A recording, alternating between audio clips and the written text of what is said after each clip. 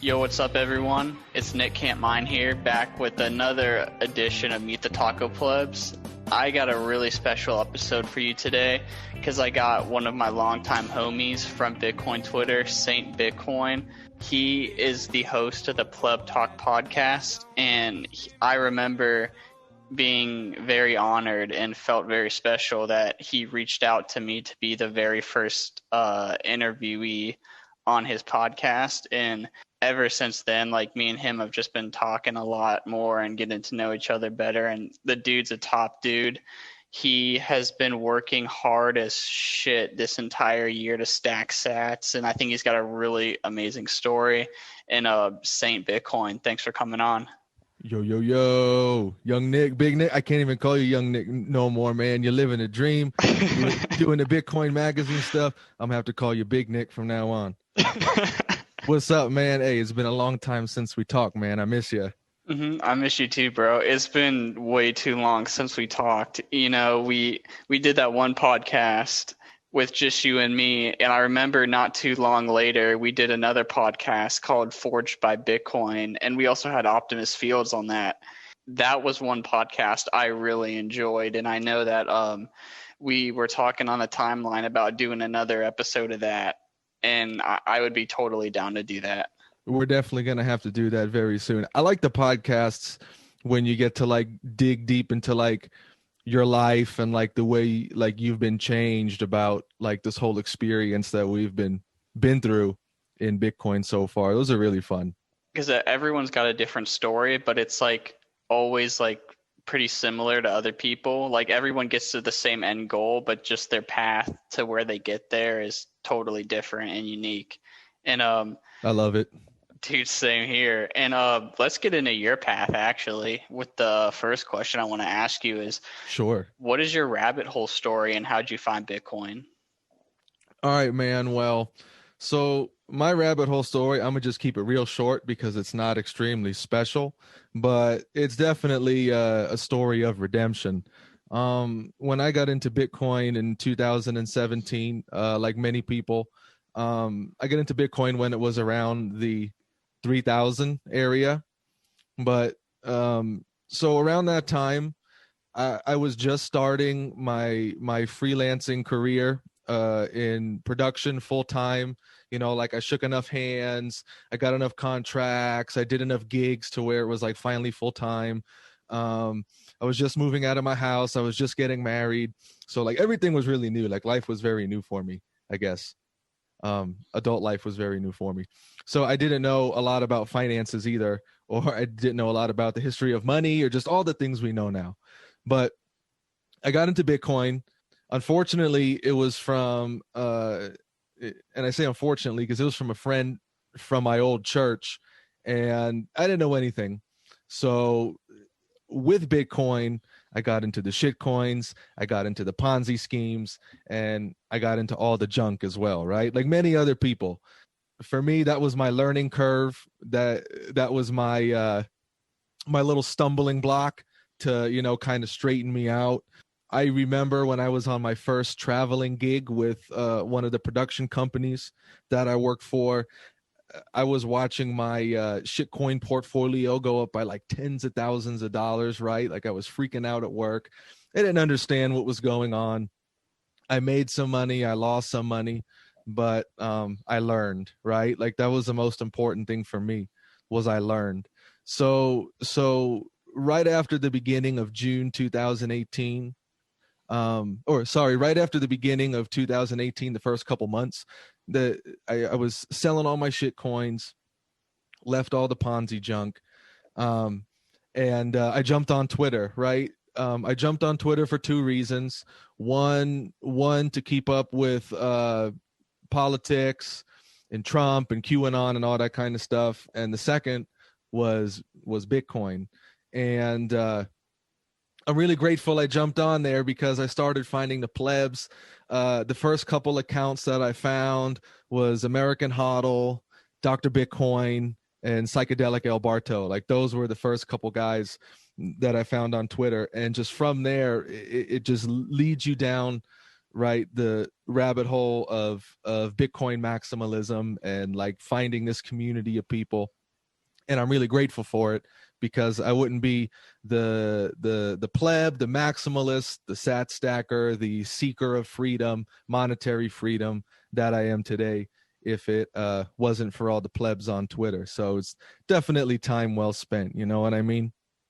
Shout out to all the plebs on Twitter. They really Yo. take they really take a hold of you, and you just learn so much on Twitter. You know, I used to think social media was just a big waste of time. Like, I'd be on it and, like, you know, when I was in high school and stuff, and I was like, you know, it's fun, you know, messing around with friends and stuff on here and, you know, seeing, you know, what everyone has to post. But I really don't care, you know, what you had for lunch every single day this week.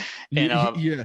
So like during that first half of 2018, I guess I was like baptized in the orange waters of maximalism, and I came out a new creation, the Saint Bitcoin you see today. So that was a fire ass quote, dude. But yeah, dude, how was that quote was top tier, dude. How has Bitcoin changed your life since you got into it? Why don't you dive a little more into that? Yeah. So let me think. I think probably there's 3 ways that Bitcoin has changed my life so far, right? Like, it's an ever evolving thing, right? But if I can go with maybe the top 3 off the top of my head. Number 1, and this is probably going to be for most people, is purchasing power. Number go up, right? So I really haven't enjoyed the fruits of that yet, and I don't really want to enjoy the fruits of it for a long time to come. But just watching it happen, right? Like, it's very exciting. I know there's a lot of people who have been in Bitcoin a lot longer than me. There's a lot of people who are a lot more wealthy than me. But I think Bitcoin is definitely, so Bitcoin is for everybody, but it's definitely really for the underdogs, right? Like, I'm just a simple American working class nobody, right? So watching that number go up is just a confirmation of just your time and energy and your hard work and your conviction.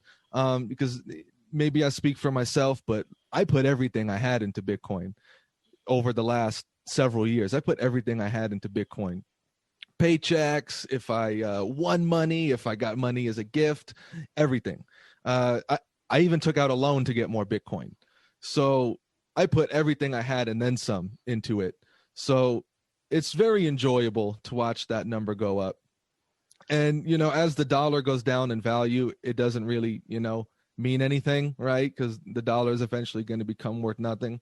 But it's just a really exciting indicator of your time and energy and conviction. I think in this fiat paradigm, there's a lot of like wicked and evil and selfish people that are in control. And there's eventually going to be an economic reckoning. And I think like the scales of justice are going to be balanced. And I think a lot of these plebs that you see today who have been storing their time and energy and the soundest money in existence, I think they're going to have this big leg up in the new world, and they're going to be able to do a lot of good where, you know, others have chose to do evil. Mm-hmm. Yeah. Dude, I got to say I'm a bit jealous. I applied for a loan so, you know, I could buy more Bitcoin, and they denied me. Really? Yeah. But no, it was crazy because when I applied for it, was just a small loan, and it was when Bitcoin was about 9,000. I applied to get 1 Bitcoin, and, you know, now it's 27,000. So I'm happy. Yeah, you're sitting pretty right now.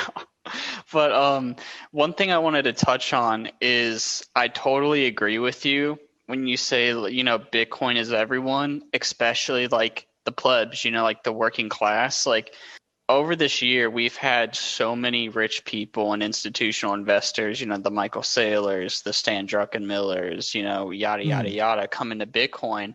and they're allocating like small percentages of their net worth into Yeah. Bitcoin. And even though it's like Yeah. hundreds of millions to billions of dollars, I applaud the plebs so much, like you and Exactly. me and everyone else Exactly. who works to I make appre- a good living, and they I put everything they have. I appreciate that conviction from everybody. I'm a Christian and I'm very vocal about my faith. It's like the story in the Bible when Jesus is standing with the Pharisees, who are the religious people of the day, and the poor widow. And the Pharisees, they were very, very, very rich.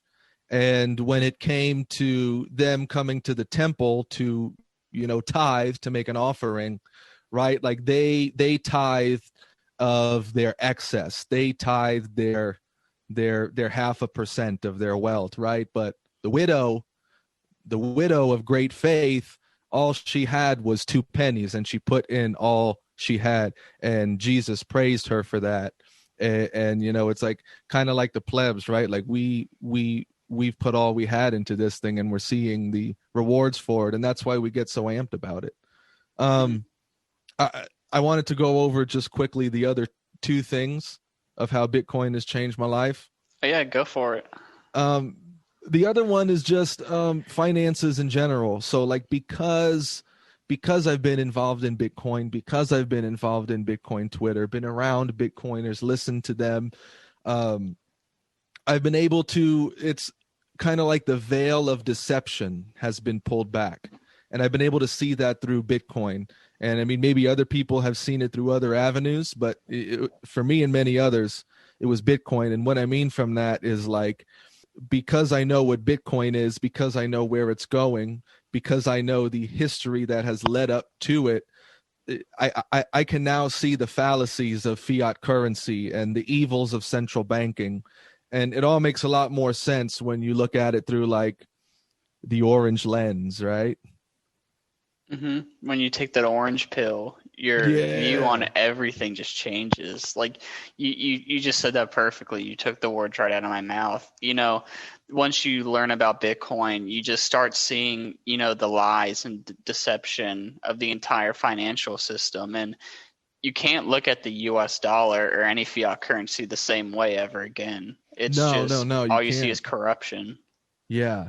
And the other thing that Bitcoin really changed my life is, I guess when I look at the world, with Bitcoin is hope, right? Like an answer, a method to the madness. We know there's going to be like fiat destruction. There's going to be inflation, possibly even hyperinflation. There's already destruction of currencies happening. But with Bitcoin, like when I see all these things happening, I have hope because I know that there's an answer to all that madness. There's an answer to all that insanity. And I really appreciate how a lot of Bitcoiners, they see that the same way. Bitcoiners are people who, they value family, they value legacy, they value producing quality things, and they value building things that last. And that's really what's being lost in this like wicked fiat society. So I see a lot of hope in Bitcoin, and that's like something that's really, I guess, changed my life, or changed the way that I view life in the world. Dude, I couldn't agree more. And you know, before I got into Bitcoin, I didn't even, I want to say I massively underestimated, but I didn't really underestimate it because I didn't even know how much the monetary system you're living under affects your way of life. And, this fiat way of life affects us in this way where people don't, they don't build anything that lasts anymore. They ditch Yeah. family traditions, they ditch everything that built them up to where they were Mm. today. And Bitcoin restores that, and it brings back, like, in my opinion, like just better values, and people Yeah. start ditching all Yeah. like the crap they're involved in today and start doing more productive and more valuable things with their lives. I agree with that. 100% agree with that. Exactly. So, going into my next question, I wanted to ask you is what is the most amazing thing about Bitcoin to you? Ooh. Okay. So I think the most amazing thing about Bitcoin to me is I'm going to tie it in to my faith because it's like that's something that's very near and dear to my heart. So the most amazing thing about Bitcoin to me is the absolute monetary truth.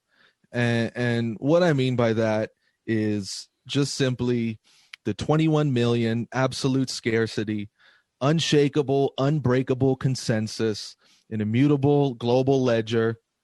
That's used for storing it's used for storing value and transferring value across time and space all over the world. And this is why I really appreciate that, and it speaks to me. So, like in the Bible, in the New Testament, Jesus says, and I'm not preaching to you. I'm just sharing this. Mm-hmm. Jesus says in the Bible, I am the way, I am the truth, I am the life. No one gets to go to heaven or sees God but through me. So no matter your background or your history or where you come from, wherever your past was, you come to his eternal time chain. And Jesus said, on this rock I will build my church, and the gates of hell shall not prevail against it. So I just see the similarity of with Bitcoin. So like with Jesus is the absolute spiritual truth, an absolute declaration that this is what it is. You come to this consensus and you follow me. And I see the same thing with Bitcoin, with the absolute monetary truth, the list of things that I just listed.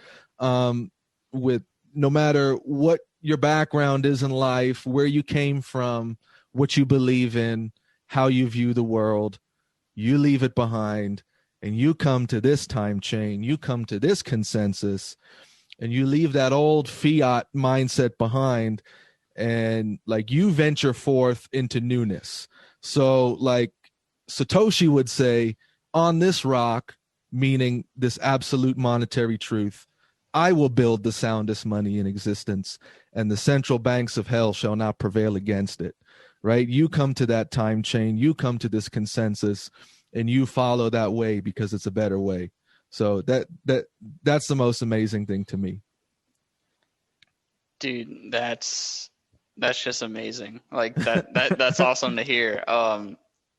Bitcoin, when you say it's absolute truth, I always see people on Twitter, and me myself, I've said this, is like we're a bunch of truth seekers, A bunch of truth seekers, yeah. And like Bitcoin is not just a tool, like it's not just, it's a weapon, right? And so like because it's a weapon, then that means, and we follow the consensus, so like we're soldiers wielding this weapon in an army of truth, right? And I see it with the plebs, the cyber hornets, right? Like we're like a squad, and it grows every day, right? Like that army grows every day, and that truth, right? Truth is a weapon, right? That truth just pierces all of the deception all over the world every day, and it's a really awesome thing to see. Mm-hmm. I've seen people on Twitter compare Bitcoin to like having a loaded gun, and I can see what they're trying to say when they say that. Yeah. So like, let's say like with your faith, does anyone in your like your church or anyone you know from your faith, are they also into Bitcoin? I know a Black Bull from Twitter. I'm pretty sure you might have done a podcast with him as well. Oh yeah. I know Black Bull's he's an awesome dude. yeah. So here's it. So I've gotten a couple people in my church. I've gotten a couple people around me into Bitcoin, involved in Bitcoin. They're not as like passionate or zealous about it as me. But they have it, they own it, they understand it, they understand why they need it. I think with the I think with the faith-based crowd, there's still a lot of skepticism in Bitcoin. Is it a good thing? Is it a bad thing? Should I have it? Should I not have it? Should I get involved in it? Should I not get involved in it? I think it's really hard to break that ground, but I think as the economic instability in the world continues, I think that's going to open the door for people to understand it better. Mm-hmm. So moving on to my next question is, how would you advise someone to learn about Bitcoin? Do you have any favorite podcasts, articles, or books?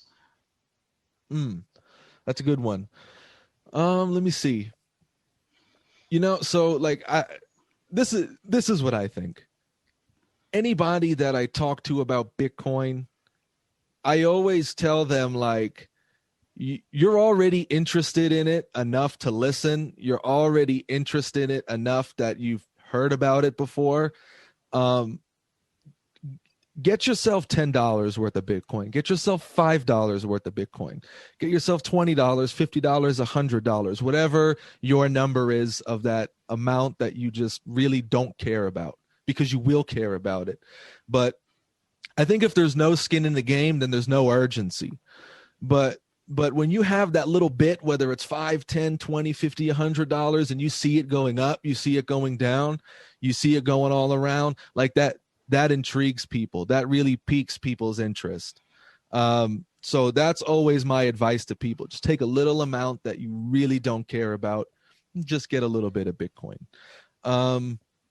Books, for sure. The Bitcoin Standard, right? Like, that's like a must, I think. I loved it. Another one that I really enjoyed is he's from Twitter, @JimboCoin. He has a new book out called Orange Coin Good, The Value of Bitcoin, Volume 1. That's a really great book to give to people as well who are interested. I wouldn't give people a book unless they're truly interested in it. Podcast, Tales of the Crypt, for sure. Stephen Livera, Ben, BTC Sessions. He has a lot of good videos. He has great tutorial videos. And pleb stuff like your podcast, Coin Icarus, Fun with Bitcoin. Like, I like the pleb stuff because you get to hear from like everyday people who are like on this crazy journey as well. Let's see, for articles, I don't really know too many articles off the top of my head. I always try to send everybody. It's an article from Parker Lewis, Unchained Capital. It's called Bitcoin Obsoletes All Other Money. That's a really good one. I think that really like blows people's minds when they read it. So I like that. Dude, Parker has some really good stuff. I thought you were gonna say his Gradually Then Suddenly series. Yeah, no. Yeah, that's great too. Bitcoin Obsoletes All Other Money is my favorite. So I always just show that to everybody. Mm-hmm. One thing I wanted to touch on was at the beginning when you said that most people don't have like urgency to learn about it unless they have at least the slightest amount of skin in the game. Yeah. And I agree. And sometimes when I try and pitch to people like that, it's kind of like I kind of get stuck at times because I'll be like, oh, you should just buy a little bit, just to see, just buy a little bit. And they're like, I don't know. That seems kind of scammy. And it's like, I just want to say, I promise you, it's not in the slightest. Yeah. Yeah. But you can't really like confirm that to them unless they, take the initiative to learn. Yep. Yeah. So, moving on to my next question is, what's your best Bitcoin pitch and how do you go about it? Because I know everyone kind of needs like their own specific one tailored to them. Yeah, they do. And yeah, I was going to say that, yeah, people, humans are very specific to each person. So each person has their own scenarios in life and stuff like that. But one thing that I always do is I always try and talk to people about the infinite money printing and like how this is not something new that's happening right now, because at least now more than ever in 2020, people are seeing it. Like everybody's seeing that the US government, who holds the reserve currency for the entire world, like they're just printing trillions of dollars, right? And that really resonates with people who are a little bit older, who have like been around the block in life a little bit more. Sometimes it's harder for younger people to understand, but I always try and tell people about the infinite money printing and how it's not new, and kind of like how these cycles of sound money and then debt-based money and then sound money and then debt-based money, how like those cycles have been played out again and again and again over time. Like in the Bible, the book of Ecclesiastes, it says there's nothing new under the sun. So it's like we see these cycles playing out. And I try to get people to understand that, like, not only is like one of those cycles coming to a head again, but it's on a global scale, like, and like the gravity of that being on a global scale. And I just implant that in people's heads, right? So like one thing that I'm never going to do is try and convince people. I'm just going to plant that little nugget inside their head. I'm going to plant that little Satoshi inside their head, and number go up is going to do the talking, right? They're going to remember what you said when Bitcoin goes up $1,000 and $2,000 and $5,000 and $10,000 and $20,000. They're going to see that, and they're going to remember exactly what you said. And if they're truly interested, if they truly care about themselves, they're going to come back to you and inquire further. And those are the people that I want to help, right? Like, you can't save everybody, but the people that you can save will be interested in it, and they'll come back to you. They'll text you, they'll email you, they'll see you at work or at school or something, and they'll talk to you about it. So, yeah. That's like the people who at $3,000, they're like, oh, I can't buy Bitcoin for, bad reason X, Y, and Z. And now it's $27,000, and they're like, oh, well, Bitcoin looks a lot more appealing now that number went up. And number goes up fixes everything. Like when we over this next 1 to 2 years, as we hit 100K, 200K, etc., people are going to be buying in just because other people are buying in, and they're going to be like, oh, well, I can make money off this, or oh, let me research a little bit more into this. My financial advisor, Warren Buffett, and all these people I trusted were telling me that this thing was going to die, but it's not, and it's thriving. Yeah. And I don't know if it's going to happen next year. It very well could be. I personally think it's going to happen in the next couple of years. There's going to be an economic storm and an economic reckoning coming, and people across the world are going to feel it. And they're going to be looking not only for answers, but they're going to be looking for an alternative. And I think Bitcoin is going to be there to take the stage and really rise to the top. I mean, we know it's at the top already, right? But I think it's really going to take prominence on the world stage over the next few years, maybe just the next year.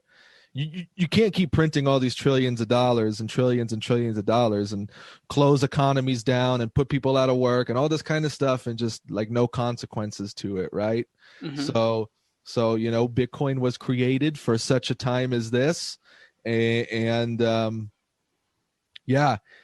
think not only are people going to be thinking that, oh, like I can make money off of it, I think actually the whole sentiment is going to change, and people are going to say, oh, this is my safe haven. This is what's going to pull me through this storm.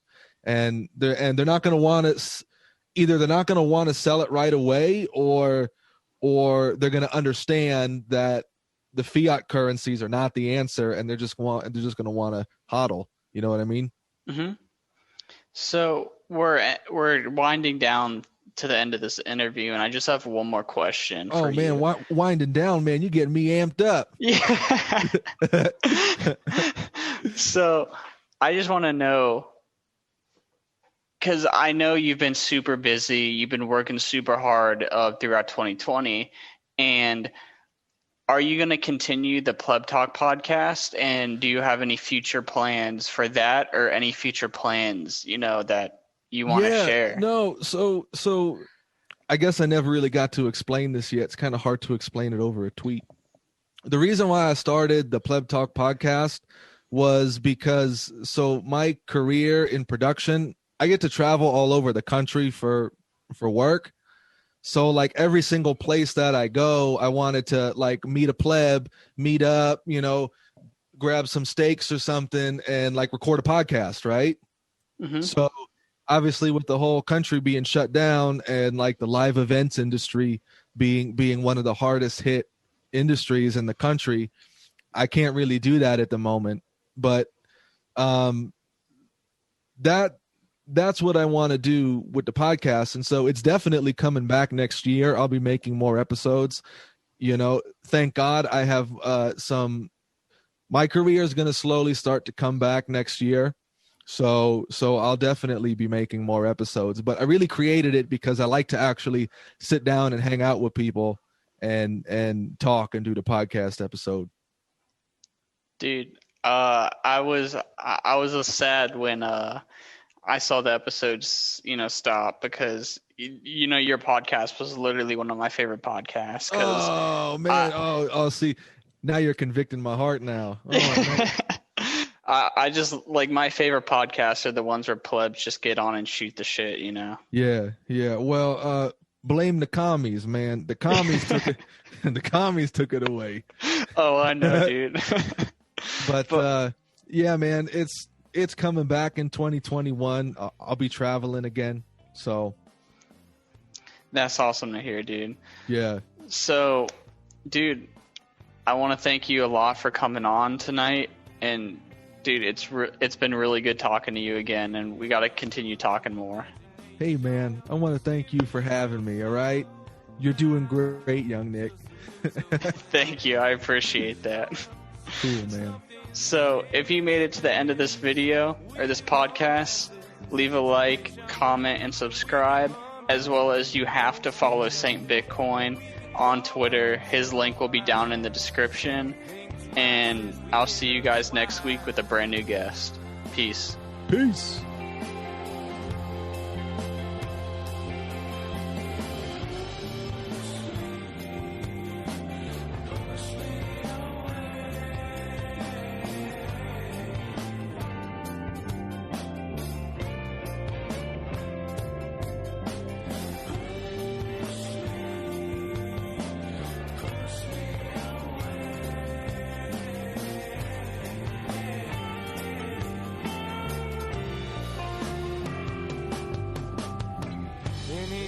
Knowing auto invitation, hold on to the pavements. Hate me, love me, for grateful recognition. Heard the lands like filaments.